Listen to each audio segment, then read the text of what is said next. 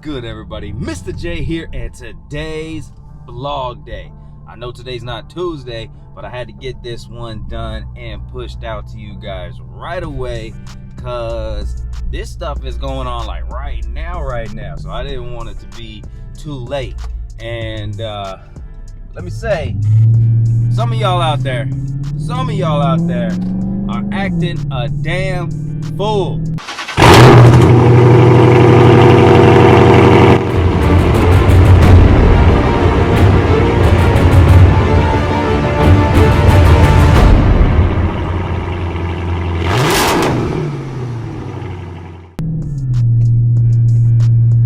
I'm serious. This whole gasoline crisis that's going on right now. Now, I live in Washington State, which is a far cry from where this gasoline crisis is going on. And for those of you who don't know, if you live in Washington State, and because I saw it just on what was it?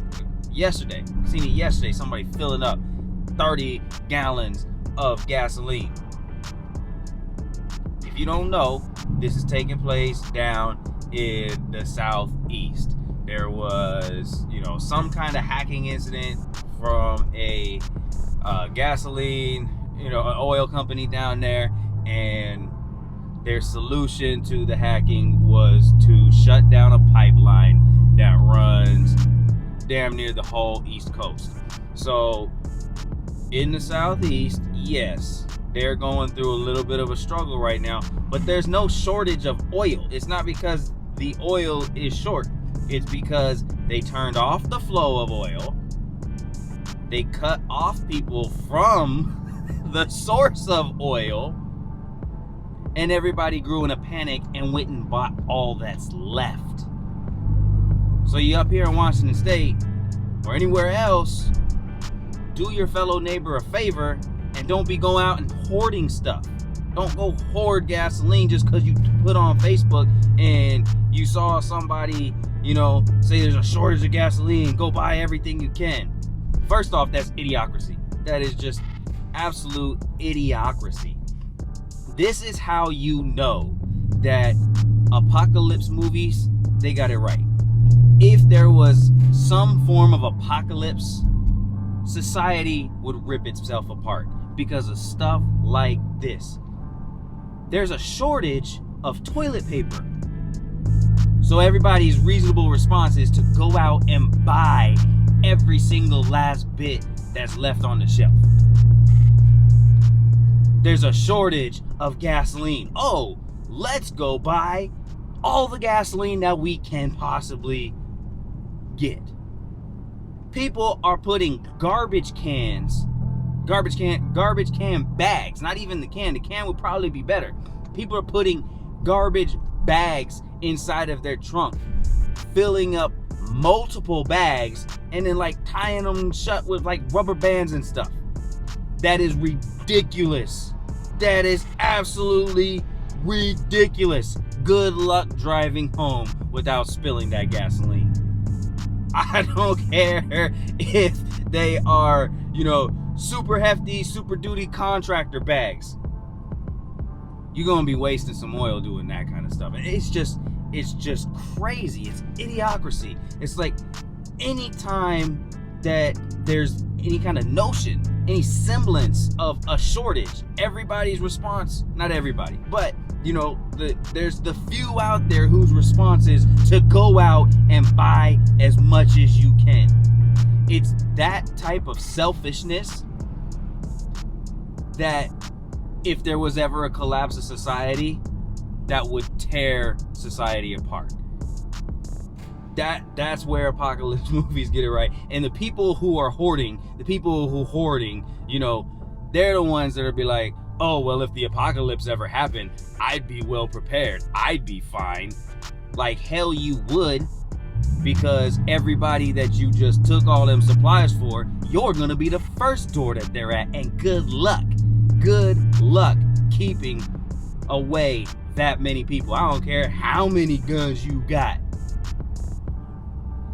I don't care how many locks you got. You got inside there, people will find a way to get inside as well. Just because you have a lock If you can get in it, other people can get it. If you can get out, other people can get out. That's the rules.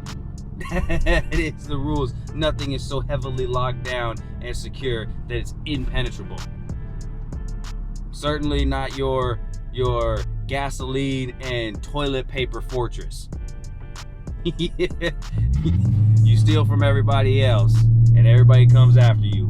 Good luck. Your timer is running.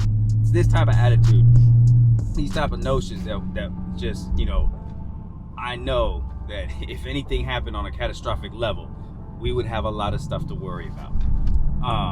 But getting into this, man, like I'm up here in Washington. I'm the furthest reach away from the Southeast, and I'm still feeling the repercussions from this gasoline shortage. And it's remedial. It's so remedial. So we are in spring right now, right? And summertime is usually the time for the highest gas prices. Everybody's on the road, so the oil companies, they charge more for gasoline, saying that it's in more demand. And in the wintertime, they fall back down because there's less people on the road. Gasoline's not in as much demand, and they lower the price. It's all just capitalism. It's all just capitalism. They're making the money while the money is there to be had. But in Washington State, I'm up here in Washington State, the furthest reach from, Southeast that you could possibly be on the continent. And I filled up on Monday. And, I just went to my usual stop for my usual routine fill up, went inside, paid my usual amount, got to the pump, selected my grade, and I had to pause. Because that was the first time that I had checked the price of the gas. Now, usually I don't, I realize that I'm going to spend a lot of money on gas. I realize that this car requires a lot of expenses in gas. So that was something that I purchased this vehicle fully knowing, and fully knowing that I didn't have to be concerned about. I know it's well within my budget to be able to fill this thing up. So I don't really obsess, but I'm not going to drive, all kinds of way out of my way just to get the, cheapest gas. When my tank is low, I go to the nearest gas station and I fill up, as long as it's not AM, PM, and as long as they have premium gasoline. There goes an R8. There's like 3 R8s on my hill. So yeah, I don't really obsess about the prices of gas, but I have a good notion of where they should be at, and I know when they take a spike and when they take a dip. Like, I noticed that, but I had to give pause because usually I'm expecting 3. I'm expecting high 3s for premium gasoline. In Washington State, we do pay a lot more for gas than other places. There's other places that do pay more, but we're right in like the top 5 for highest gas prices in the nation. Reason being, I think we have 3 different gas taxes incorporated in our gasoline per gallon price. I think the lowest that it can, don't quote me, but I do believe that the lowest that we can ever see our gas prices go is $2.25. Like, that is the lowest gas price that we could possibly pay with the incorporated taxes on our gasoline. But when I filled up, I saw $4.05 per gallon. I had to give pause. I said, what? Last time I paid it was $3.85. So not a huge difference. We're talking about 20 cents a gallon. Like, it's not like I had to, go back in and repay or reconsider my whole perspective of the day. I still filled up, but I was like, 405, and this is before I saw, in the news on the shortages and everything. But my gosh, like 405, and again, I'm 35 years old. I'm not that old. In the same area when we first moved into the area that I live in now, and when I first started driving, I can remember paying 85 cents a gallon. 85 cents a gallon to 405. I couldn't believe it. I was a little dumbfounded. But that's just so crazy that something that's so far away is impacting our prices over here. And that's partial to Washington State. Now, Washington State is a very wealthy state. There's a lot of money in Washington State. I don't remember when I learned it, and I don't know if it still rings true today. It very well could have changed, but at one point within the last couple of years, Washington State had the highest concentration of 1%ers in the world. In the world, the highest concentration of 1%ers resided in Washington State. There's a lot of money in Washington State. And with that comes like a money vacuum. You know, you've got all of those rich folks. I mean, and 1%ers is just the 1%. You know, you're gonna have all the percentages leading up to 1% surrounding as well. So with all the money in Washington State comes sort of like this vacuum. At least on the west side, there's a west side of the mountains and there's the east side. The east side, you know, is more country, whereas the west side is definitely more your rural or urbanian environment. And the vacuum that all the money creates, you know, it's serious. It's real. Like, we get all kinds of taxes. We get taxed for grocery bags, which is nothing new. I realize that. I know my cousins told me about that happening in LA quite a few years ago. I knew New York was doing it. I know that that's a thing that happens, you know, in heavily populated areas.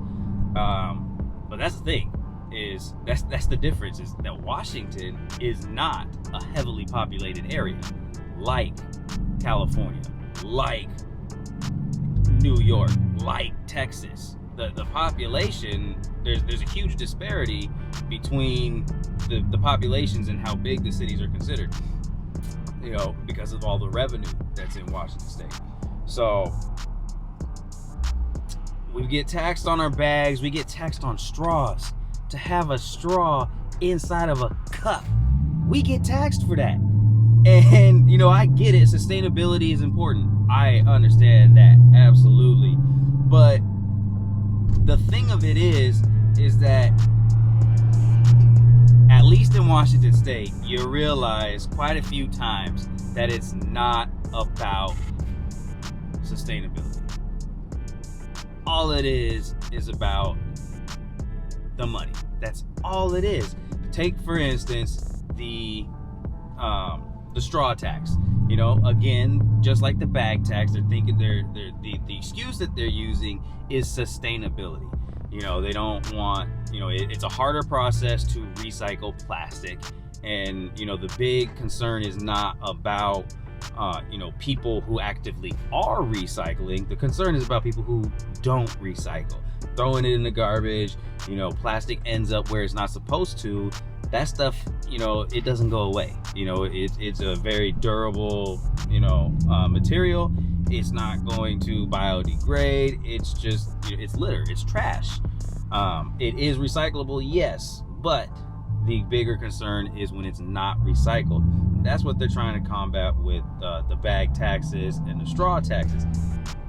You know, it sounds good. It sounds very good. But then when you think about it and you realize that, oh, well, Starbucks is no longer giving out straws. Now they're using a lid that has a, you know, drinkable spout in it that uses 3 times the plastic of a single straw. And it's approved, is not taxed. I mean, that right there just shows you how much they really care about the plastic that's in that straw. Same thing with the bag tax. Like, I get that change doesn't happen overnight, But when you are just taxing the use of bags, you're not doing anything to influence or really kind of stop the use of plastic bags. You're really encouraging the use of plastic bags. You're just profiting off of their use now. You're not taking any measurable step to try and defeat bags from being used. And that's the point. The point is to not use the plastic bags. The point is to profit off of something where there's profit to be gained. Because, I'll tell you right now, I'm not keeping a hoard of bags in my car just for when I, randomly decide to go get, groceries. If I'm out and about and I remember that I needed to get eggs, and while getting eggs, I accumulate, a $40, $50 grocery trip. I'm not keeping I'm not keeping a bag in my car or a collection of bags in my car just for that. It's not happening. So if I go to the store and I forget to bring a bag, I'll always aim to save myself the money. If I plan to go to the store from the house, I'm taking bags with me. Then I take those bags inside the house, and that's where they stay until the next time I go to the store. And, when I don't have a bag, I'll just pay the bag tax or I'll carry it out. And then that's not the only circumstance. Some people out there won't just care. They just won't care to pay, it won't influence them to pay that 10 cents per bag. So they'll just do it. If you want to get rid of the plastic bags, charging people for them ain't gonna work. That's not how. It's like a scapegoat. You're trying something to make it look like you're doing something, make it look like you're really taking a stance and being active in sustainability, but really all you're doing is profiting where profits stand to be gained. Period. Because as a Walmart store, and that people need bags to do shopping, it's not the customer who's making the bags. It's not the customer who's supplying the bags. So why are you taxing the customer for bags when Walmart is just going to continue to make as many bags as they have to begin with? It only makes an impact if Walmart or Safeway, all the grocery stores, if they take the necessary means to stop producing the bags. So why are you going after the consumer? Because there's more consumers than there are suppliers. That 10 cents a bag per consumer adds up to a whole lot of more dollar signs than something that can actually make a difference, like offering these companies tax breaks for switching completely off of plastic bags and going back to paper bags. Tell me why that hasn't happened.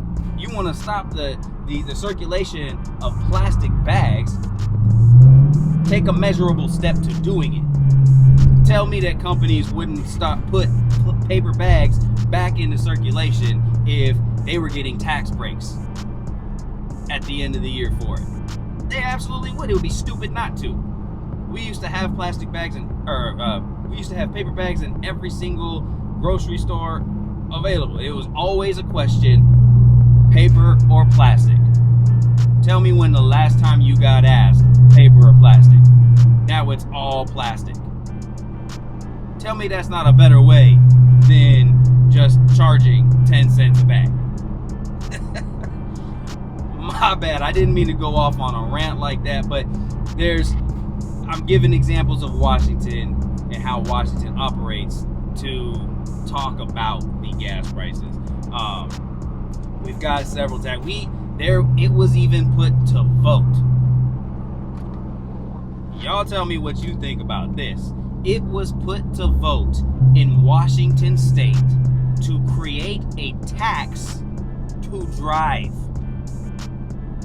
A tax to drive. They wanted to tax every single Washington State driver for the ability to drive per mile. Per mile, y'all.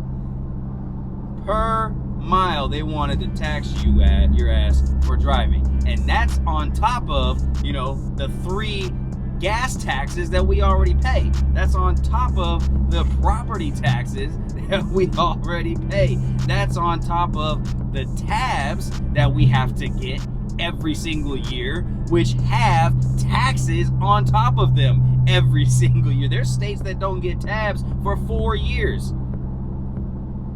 We're still doing emissions tests. We're still doing tabs every single year with taxes on top of them. And they wanted to tax us per mile to drive. That's not even the craziest part. The craziest part is that when that went to vote, it only lost by a margin of 2%. Only 52% of people voted against it. It didn't pass by a 2% vote. That is mind-blowing. That is crazy. But what that tells me is that nobody knew about this vote until it was already said and done. And that's another issue all in of itself. Because I guarantee you, if everybody in the state knew about that, knew where to vote, and knew how to vote, the results would be dramatically different. Dramatically different. Those votes are only indicative of the people who knew what was going on. And thank God, enough people who knew what was going on took steps to making sure that didn't get passed by 2%. 2% to be taxed to drive. I'm waiting for the day that air becomes a taxable a commodity. It's coming. It's coming. You're laughing. But it's coming in Washington State, I guarantee you. Like, oh, we've got too many people living in here and there's not enough evergreen trees to keep the air populated. So instead of planting more trees, we're going to tax you for breathing. That's the dumb shit logic that we live in this state. But anyways, because of all of these circumstances, and that is why we're seeing the increase in gas. Like I said, I already seen people, hoarding gas at gas stations. So it's happening here too, just because people turn on Facebook and they've seen that, story on Facebook. But getting back to that, man, stop hoarding. Stop it. It's senseless. There isn't a shortage of oil. You are causing the shortage of oil if you are going out and hoarding. That's the only shortage that there is. That is the shortage. If nobody hoarded, and everybody just restricted their travel by a little bit, nobody would be without gasoline. Or dramatically fewer people would have no gasoline than people who can't get to work today. That's just crazy, y'all. That is just crazy. If you're thinking about hoarding gas, just don't do it. If you know somebody who's hoarding gas or talking about going to go hoard some gas, discourage them from doing it. Don't let your friends and family be that person that takes away from everybody else for no reason, for hyperbole. Hyperbole is it. It's that kind of stuff that leads to taxes, overwhelming taxes, needless charges on everything. Me and my wife, we, I'm not going to get into particulars on how much we make, but we are, middle class citizens. We are in the middle class, but yet the vacuum in Washington State, unless you're well off, you almost feel impoverished because there's so much money, and all of that money draws in high money businesses, high money jobs, high money everything. Everything revolves around how much money there is. So, like, for instance, we're trying to buy a house right now, and we're approved for $350,000. Now, to some of you in other states, that might sound like that might sound like a blessing. That would sound like, hey, yeah, you're about to get a really good house. Not in Washington State. Not in Washington State. In Washington State, $350 is what you need just to be able to begin shopping for a house. You ain't getting something that you want for $350,000. You're not getting something that, come on. You're not getting something that you want for $350,000. I'll throw some images up here. So this is what $350,000 will buy you in the state of Texas. This is what $350 will buy you in Philly. This is what $350 buys you in Washington State. See the difference? See the difference? It's crazy. Absolutely crazy. And then we go through things like this. Like, it's hard to be, it's hard to be a middle-class citizen and keep your head above water in Washington State. Now why don't you move? Yeah, that sounds like the easy solution, right? Just move. And I want to move. I absolutely do. But when you grow up in a place, then you have things that tie you to that place. For instance, if I moved out of state, yeah, I'd have a much better house, a much nicer house, but the very first sacrifice would be my two daughters that, don't live with me and my wife, would be left here in this state, and I'd be a whole state away. So, that's a huge reason why. Another reason is since there is a lot of money in Washington State, there are other benefits of, there's definitely benefits to there being a lot of money. First off is, like the medical industry, something that, we have to be very concerned about with my son having a rare medical condition. Like, we can't move to, some back alley border with, no medical infrastructure, where if he's gonna have, some unknown, circumstance happen, that there's not gonna be trained professionals around anywhere that will not know how to deal with him. Like, that's a no-go.